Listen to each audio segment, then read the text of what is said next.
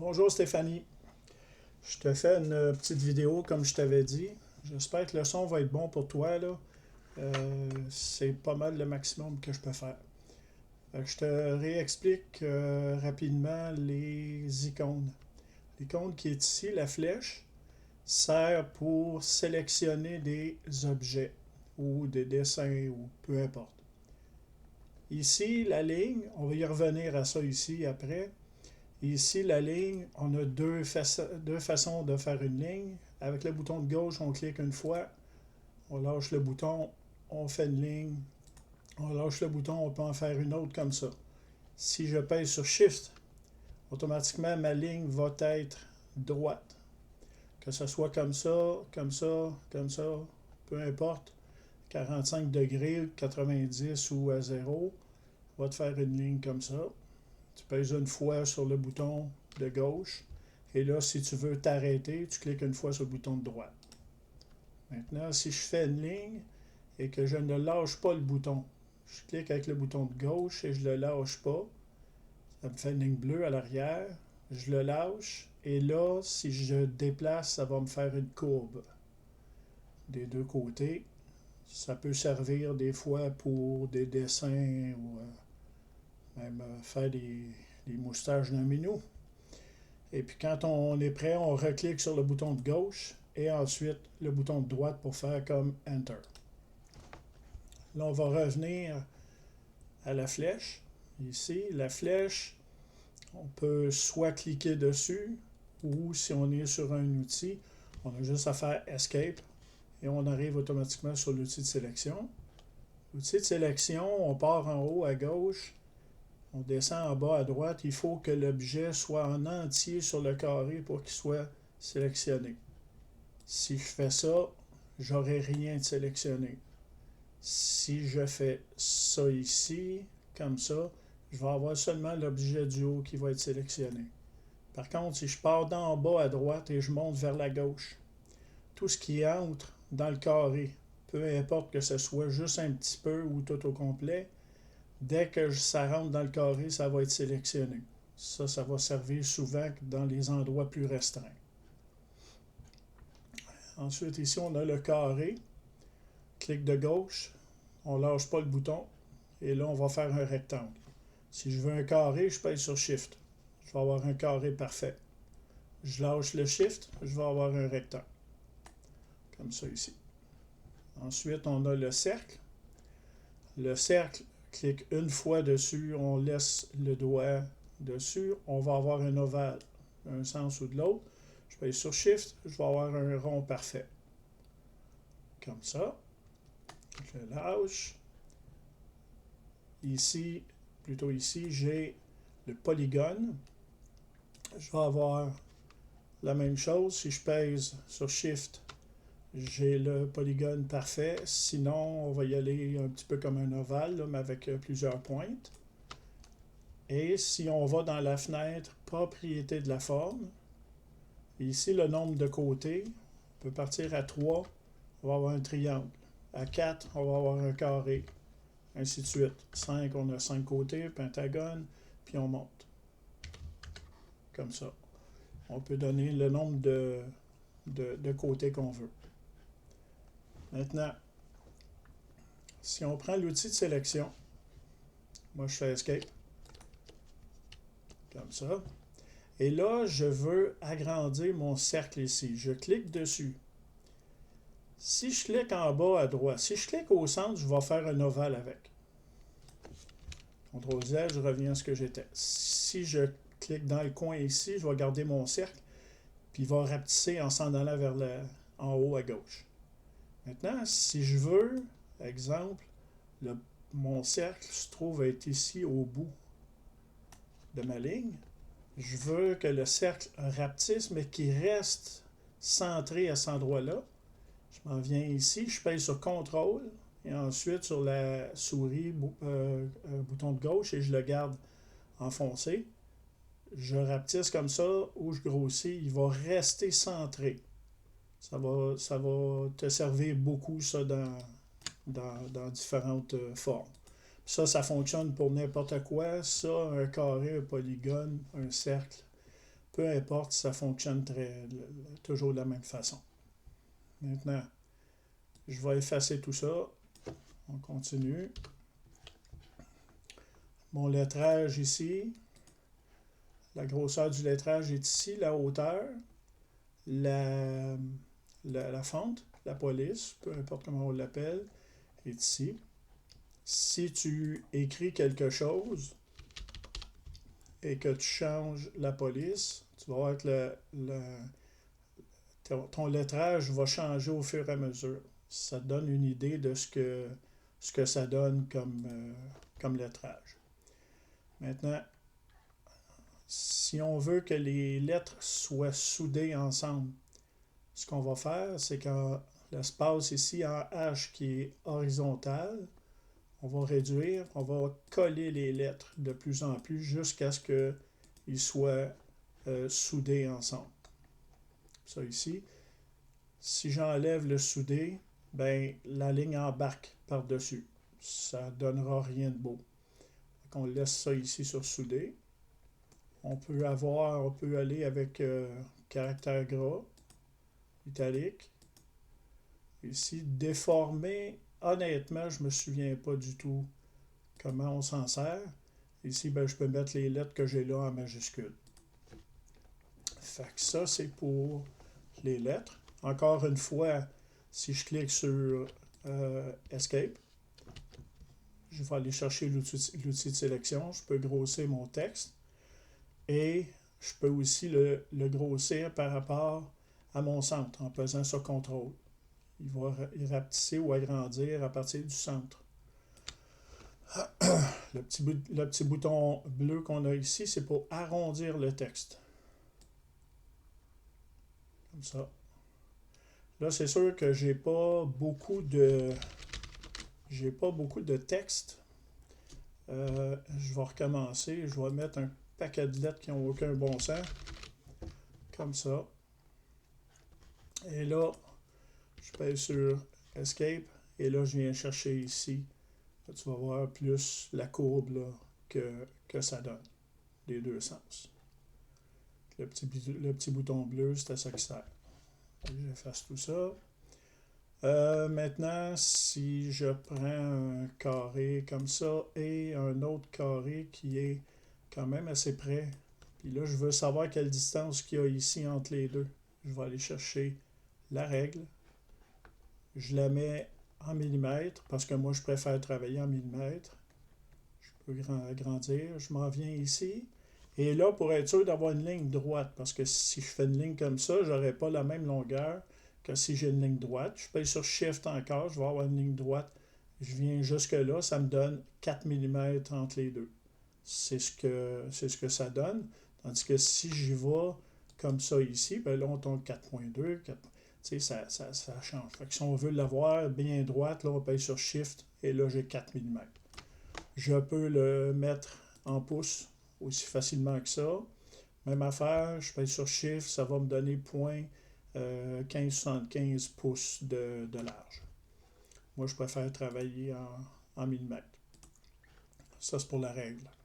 Maintenant, je vais effacer un carré. Je vais regarder celui-là ici. Et là, celui-là, je veux avoir un offset, c'est-à-dire une ligne autour. Je viens chercher ici le offset. Et là, ben, je choisis la largeur que je veux. Présentement, je suis à 5 mm. 4, 3, 2, 1 mm. Donc, si j'y vais, mettons, avec 5, ben là, j'ai le choix. Le tour ici, si tu regardes, il y a un rayon. Si je veux pas de rayon, je veux l'avoir en biseau. Je vais l'avoir ici à 45 degrés. Puis si je fais coin, je vais l'avoir carré comme le reste de ma boîte. Donc, c'est à peu près ça pour le offset. Maintenant, ici, c'est les outils booléens. Je vais te montrer avec 3 objets. Comme ça. Je fais Escape. Je sélectionne tout ça. Et là, je viens chercher cet outil ici. Il va me garder tout l'extérieur. Ça va être très, très utile, ça, pour du lettrage, plein de choses. Plein de choses. Fait que, CTRL Z, je reviens à ce que j'étais. Maintenant, je peux faire la même chose avec lui ici, mais sauf que lui ici il fonctionne avec 3 objets et plus. Puis les autres qu'il y a ici, les 3 autres, fonctionnent avec 2 objets seulement. Donc là, je vais enlever un cercle ici. Je vais sélectionner. Tu vas voir, ils vont devenir noirs. Fait que tout devient noir ici. Si je fais ça ici, ça va me donner juste l'extérieur. Si je fais ça ici, ça va me donner la partie extérieure. Et si on clique sur lui ici, ça va me donner juste cette partie-là ici, un demi-lune. Avec ça ici. Ça, c'est pour les outils booléens. Ensuite, on avait le tableau carré. Si on a un logo qu'on veut se faire, on se fait plusieurs on veut se faire plusieurs logos en série. Mettons ici logo, escape. Là, pour te donner une idée, là, je vais rapetisser ça très très petit. Ensuite, je clique sur lui ici. Une notion un petit peu plus loin. Je pèse ici sur centrer. Il va me centrer mon logo à cet endroit-là. Et là, je pèse sur CTRL avec le coin, puis je agrandis. Il agrandit à partir du centre. Fait que là, si je veux avoir ce logo-là ici en série, je voudrais en faire une centaine, exemple, ben, je vais venir ici. Ça, c'est des notions plus avancées, mais je te montre un survol rapide. Ici, en X, on va en mettre 5, comme ça. En Y, on va en mettre 5. Comme ça, là, il copie par en haut. On veut l'avoir dans l'autre sens. On inverse le sens ici. Puis, on y va à 5. On en a 25 qui sont identiques. Puis, si on veut sauver de la place, ben, l'espacement en X, on va les rapprocher pour sauver le plus possible de bois. Comme ça. Fait que là, on peut tout découper et graver tout ce que tu as ici. Fait que ça, c'est pour l'outil, le tableau carré.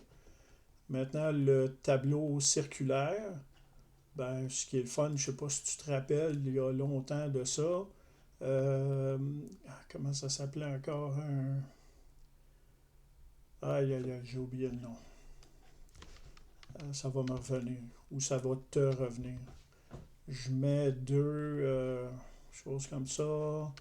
Je vais m'en mettre un ici de cette forme-là. Et là, j'essaie. Oups, pas ça. CTRL-Z. Escape. Je sélectionne tout ça. Et là, je viens chercher mon outil circulaire. Et là, regarde ce que ça donne. Là, je peux jouer avec les chiffres qui sont ici, m'en donner plus. Je peux jouer avec ces deux-là ici. Ça va te donner d'autres images. Ça donne plein d'images. Comment est-ce qu'on appelait ça dans ce jeu-là? On avait ça quand on était jeune. Un spirographe. On peut faire plein de choses comme ça. Puis après ça, les graver sur des objets. Fait que voilà pour ça. Celui-là ici, on ne s'en sert pas. On va faire un carré ici. Là, les coins ici, je veux les avoir en rond. Je vais venir faire ça ici. Comme ça, j'ai un rayon de 10 mm. Et là, si je veux que ça me donne un rayon inverse, je vais faire un moins avant. Puis au lieu de faire un rayon là, vers l'intérieur, ça va être vers l'extérieur comme ça. On peut faire des beaux tableaux avec ça. Puis ce qui est le fun aussi, c'est de prendre un offset avec ça. Puis se faire deux lignes pour faire comme un tableau. Peu importe ce que tu veux faire avec ça. Fait que voilà pour ça. Maintenant, une notion qui va te servir plus loin. Le carré, le cercle et le polygone ne sont pas des chemins.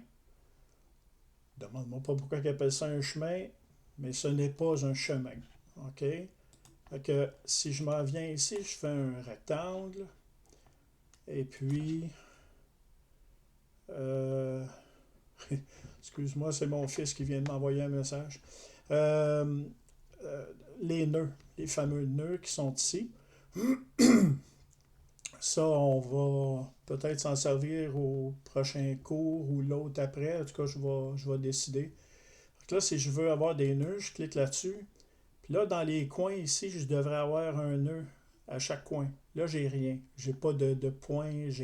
Mon carré, il n'a pas changé. Ça, c'est parce que le carré ici n'est pas un chemin. Pour changer ça, on clique à droite et on descend ici. Là, c'est écrit convertir en chemin. Comme ça. À vue d'œil, de même, ça ne fait aucune différence. Il n'y a pas de. Il y a absolument aucune différence. C'est quand on va aller avec les nœuds que là, on va voir une différence. Là, on va pouvoir le modifier. Allez. Bon, comme ça. Fait que tu vois ici, dans un coin, j'ai un petit point rouge, ce qui me permet de le déformer à volonté. Je peux faire ce que je veux avec. Je peux même en venir ici au centre puis faire une courbe avec. Comme ça, je peux me servir des petites lignes bleues ici. Excuse-moi, tu vas t'en apercevoir avec le temps. J'ai un problème de tremblement de main. Fait que, tu vois, tu peux jouer avec le rayon. Plus tu vas loin, plus le rayon est grand. Puis tu joues avec tes choses comme ça. Fait que, ça c'est pour les nœuds. Fait que comme je te disais, rappelle-toi de ça. Le carré, le cercle et le polygone ne sont pas des chemins. On doit absolument les convertir en chemin.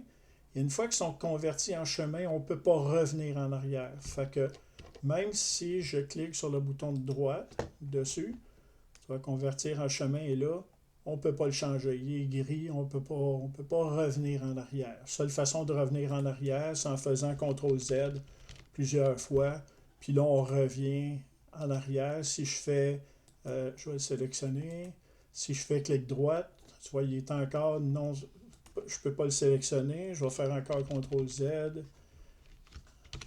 Comme ça. Là, normalement, il devrait. Tu vois, maintenant, je peux le reconvertir en chemin, mais j'ai tout perdu les modifications que j'ai faites. Fait que ça, c'est pour les chemins. Maintenant, les icônes du haut. Ici, c'est pour une nouvelle page. Ici, généralement, on va se servir de ça pour ouvrir un fichier Lightburn. Je m'en viens ici, puis je vais chercher...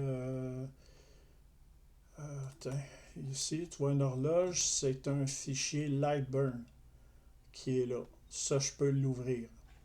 Si je me sers de l'icône qui est ici, c'est pour ouvrir une image. Quand on veut ouvrir une image, tu vois, les images ici, ce n'est pas des fichiers Lightburn, c'est tout simplement des fichiers JPEG ou d'autres formats. On arrive avec ça ici. Là, on va avoir une notion qui va arriver un petit peu plus loin. Clic de droite dessus et là, on va faire tracer image. Parce que là, présentement, on a une image, on n'a pas de ligne. Okay? C'est juste une image, c'est tout. Fait que, clic de droite, tracer image. Là, si tu regardes, il trace des lignes. Au lieu d'avoir un paquet de petits carrés qui sont là, lui, il trace des lignes franches. On fait OK. Et là, on enlève l'image du dessus. Comme ça. Celle-là, on n'en a plus besoin. Celle-ci, ben, c'est un cœur. Si je regarde dans mes coupes et calques, on va y revenir avec ça. Fait qu'ici, remplissage, j'ai mon cœur qui est là, puis je peux le modifier comme je veux. Je peux jouer avec les nœuds, je peux faire plein de choses. Fait que l'image, pas l'image, mais l'icône qui est ici, c'est pour aller chercher une image. Puis ici, ben, c'est tout simplement pour enregistrer ou faire ça ici, enregistrer, c'est la même chose, ou CTRL-S. Sinon, on fait enregistrer sous. Ensuite, ça c'est comme CTRL Z, on recule, on reprend, couper, copier, coller, supprimer. Ça ici, si je clique là-dessus, je vais déplacer toute la plateforme au complet. Je ne déplacerai pas un objet. Je vais tout déplacer au complet. Je reviens avec la flèche. Et là, si je veux faire la même chose sans aller avec ça, j'appuie sur la rondelle, la roulette de la souris, je pèse dessus. Toi, ça donne la même affaire. Et je peux aussi me servir de spacebar, de la barre d'espacement, puis faire la même chose. C'est trois façons de le faire. Ici, ben, on va faire un zoom sur la plage de travail qui est 400 par 400. Ensuite, ici, ben, zoom avant, zoom arrière. Ici, c'est si j'ai un objet dessus et que je fais ce zoom-là, je vais aller chercher mon carré que j'ai sélectionné. Ici, la caméra, on ne s'en sert pas pour l'instant parce qu'on n'en a pas. Ici, Preview, c'est pour savoir ce carré-là, en combien de temps qu'il va se graver avec les vitesses que j'ai ici. Fait que ça devrait prendre 21 minutes et 47 secondes. Et c'est approximatif. Il faut bien s'entendre là-dessus. Là. Ce n'est pas de la précision, c'est vraiment approximatif. Et puis, si on continue ici, ça c'est les paramètres que je t'évite de toucher pour l'instant. Moi, je vais paramétrer ton Lightburn à ma façon, à moi. Puis éventuellement, tu vas pouvoir les modifier à ta manière, à toi. Parce que moi, ma manière à moi, c'est pas la meilleure, c'est pas la pire, c'est tout simplement ma manière à moi. Fait que je t'enseigne la mienne, tu travailles avec ça, fais-toi un peu, travaille avec ça, puis après ça, ben, tu pourras modifier les paramètres comme toi, tu vas préférer travailler. Mais ça te prend une base. Moi, je te donne une base, puis après ça, ben, quand tu seras plus avancé, tu iras jouer dans les paramètres, puis rendu là, tu auras juste à m'appeler, puis je vais t'aider à le placer. Maintenant, j'ai un objet ici, j'ai un objet là, j'ai un objet ici. Comme c'est là, si je sélectionne et que je regarde ici en bas, j'ai trois objets. Si je viens ici et je fais sélection de groupe, donc grouper, comme ça ici, je tombe à un objet. Quand on va travailler des objets qui sont complexes, qu'il y a beaucoup de choses dedans, on est toujours mieux de le mettre en groupé. Puis si on a besoin d'aller chercher quelque chose dedans, là, on va le dégrouper. Pour le dégrouper, on vient ici, puis on dégroupe, on revient jusqu'à trois objets. Ensuite, ici, ben, on va avoir l'effet miroir de haut en bas, l'effet miroir de gauche à droite. Celui-là, ici, il n'a jamais servi, j'ai aucune idée à quoi il sert. Là, j'ai trois objets ici qui sont groupés. Si je fais centrer ici, ils vont tous se centrer les trois ensemble. Je fais CTRL Z. Si je groupe mes choses, là, ils sont groupés. Là, j'ai plus accès à la cible ici. Donc, je ne peux plus centrer mes objets parce qu'ils sont groupés ensemble. Je peux pas les modifier. Maintenant, je vais dégrouper. Ça ici, c'est une façon de placer les objets. Comme c'est là, il faut que j'aille les trois ici. Si je fais ça, ça va partir à gauche. Ici, ça va partir à droite. Ici, ça va centrer. Puis ça ici, c'est dans l'autre sens, tout simplement. Là, tout est centré. Je clique ici, puis je clique là, tout est parfaitement centré. Fait que pour te montrer, si je laisse ça là et que je fais centrer ici, on revient à la même chose qu'on avait tantôt en cliquant ici et là, on a la même chose. Ceux-là ici, pour l'instant, on ne s'en sert pas. Moi, je m'en sers pas, puis ceux-là non plus. Ça, je me sers pas de ça. C'est pas nécessaire. Fait que ça fait le tour pour l'instant des icônes. Euh, Maintenant, moi, j'ai déjà paramétré ton Lightburn pour qu'il soit à 400 par 400. Donc, le centre ici est à 200 par 200 et non à 198,7 par 196,8. Plus difficile à retenir. Tandis que là, c'est 200 par 200, très facile à retenir, surtout quand on va faire une horloge. Maintenant, si je veux, je me fais un cercle ici. On va le mettre en ligne, comme ça. Puis lui, je veux l'avoir centré ici à 200 par 200. Ben, c'est là que je vais venir ici. Je vais rentrer 200, tab, 200. Il est parfaitement centré dans ma plage de travail. Euh, Ensuite, ici, ben, on a ben, je pense que tu m'avais dit que tu connaissais ça avec le, le cadenas. Là. Si je veux avoir un cercle parfait, j'ai juste à le mettre à 62, puis là, on a un cercle parfait. Puis si je barre le cadenas, puis que je viens changer ça ici à 65, les deux vont changer à 65. Je peux changer le pourcentage ici, le mettre à 50%, ça va tomber à 32,5. Si j'ai, mettons, un rectangle et je veux le faire pivoter, je m'en viens ici, je fais pivoter à 90 degrés, je peux mettre le nombre de degrés que je veux. Ici, je switch de millimètre à pouce très facilement. Puis ça ici, ben ça va être pour plus tard. Ici, c'est pour l'outil rotatif qui va être pour plus tard aussi. Fait que là, j'ai fait pas mal le tour. Je suis allé assez rapide, mais ça fait quand même déjà presque une demi-heure là, que j'enregistre. Après ça, ben, il va y avoir les fenêtres ici. Moi, je te conseille de mettre les fenêtres comme moi.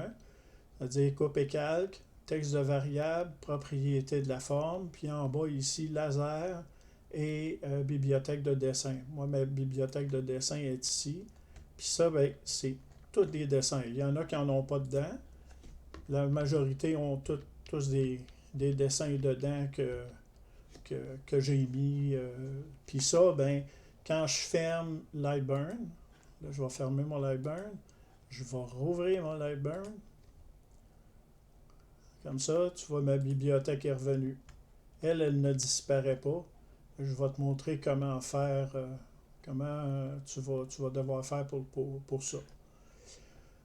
Je pense que c'est pas mal ça. Les calques sont ici en bas, toutes les couleurs. On a 30 calques, puis on a deux.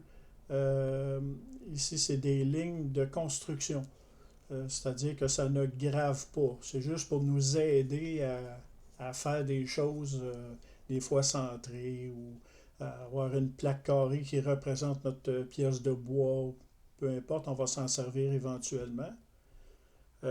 Ici en bas, on touche pas à ça. Ça change pas grand-chose. C'est juste que ça empêche de faire. C'est comme ici, si je déclique ça, ben on ne pourra pas le déplacer. La dimension, on ne pourra pas la changer. Faire pivoter, on ne pourra pas. Puis cisaillement, on ne pourra pas. Fait que ça ici, on ne touche pas à ça. On laisse ça comme ça. Puis c'est pas mal ça pour la partie de base de Lightburn. Puis on se reparle bientôt pour un prochain cours. Fait que amuse-toi bien. Bye bye.